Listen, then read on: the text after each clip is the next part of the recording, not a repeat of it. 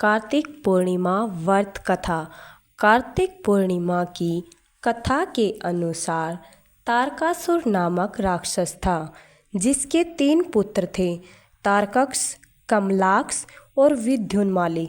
तारकासुर ने हर जगह आतंक मचा रखा था, जिससे परेशान होकर देवताओं ने भगवान शिव से उसका वध करने की प्रार्थना की। इसके बाद भगवान शिव ने तारकासुर का वध कर दिया। अपने पिता की मृत्यु का समाचार सुनकर तारकासुर के 3 पुत्रों को बड़ा दुख हुआ और उन्होंने इसका बदला लेने के लिए ब्रह्मा जी की घोर तपस्या की। तपस्या से प्रसन्न होकर ब्रह्मा जी ने तीनों से वरदान मांगने को कहा, लेकिन तीनों ने अमर होने का वरदान मांगा। ब्रह्मा जी ने अमरता के अलावा कोई दूसरा वरदान मांगने के लिए कहा। तब उन तीनों ने सोच समझकर ब्रह्मा जी से दूसरा वरदान मांगते हुए कहा कि आप 3 अलग अलग नगरों का निर्माण करें, जिसमें सभी बैठकर पूरी पृथ्वी और आकाश में घूम सकें।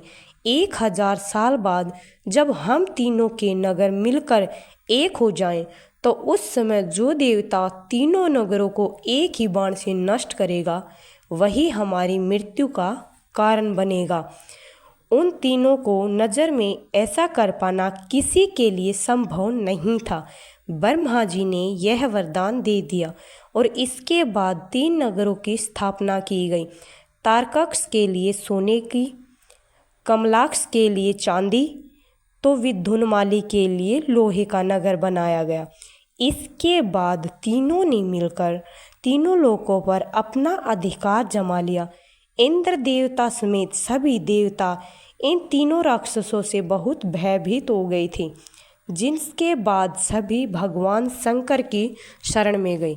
इंद्र की परेशानी सुनने के बाद भगवान ने इन दानवों का नाश करने के लिए एक एक दिव्य रथ का निर्माण किया, जिसकी हर एक चीज़ देवताओं से बनवाई गई थी। इस रथ के पहिए चंद्रमा और सूर्य से बने।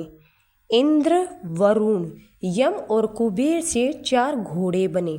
हिमालय से धनुष बने, तो शेषनाग प्रत्यंचा बने। भगवान शिव शंकर बाण बने और बाण की नोक अग्निदेव बने। फिर इस रथ पर भगवान शिव सवार होकर तीनों भाइयों से युद्ध करने के लिए गए। युद्ध करते समय एक ऐसा समय आया जब तीनों रथ एक ही सीध में आ गए। ठीक उसी समय भगवान शिव ने अपने बाण छोड़े और तीनों का नाश कर दिया। इस वध के कारण ही भगवान शिव त्रिपुरारी कहलाए। जय श्री हरिनाम।